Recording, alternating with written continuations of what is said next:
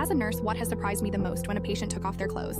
It was a quiet night shift. My last patient was an older man, maybe late 70s. He joked a lot, called me kid, and said he hadn't been to a hospital since the 80s. When I helped him change into the gown, he paused, looked down, and mumbled, "Sorry if this is awkward." I said, "It's not." But then I saw it.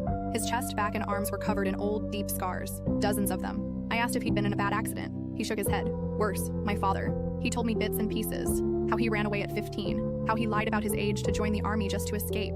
He said the only thing that kept him going was telling himself that one day, he'd have a normal life, a safe home, no yelling, no bruises. He never did. No wife, no kids, just a tiny apartment and a cat named Lucy. Before I left the room, I asked if he needed anything. He smiled and said, "No, just thanks for seeing me." Most people don't. I stood in the hallway after and cried. Not because he was dying, but because no one had ever made sure he'd lived. The next night, I brought him Lucy in a little carrier. He cried harder holding her than he did when they told him he had days left. He died with her asleep on his chest, and I stayed until his heart stopped.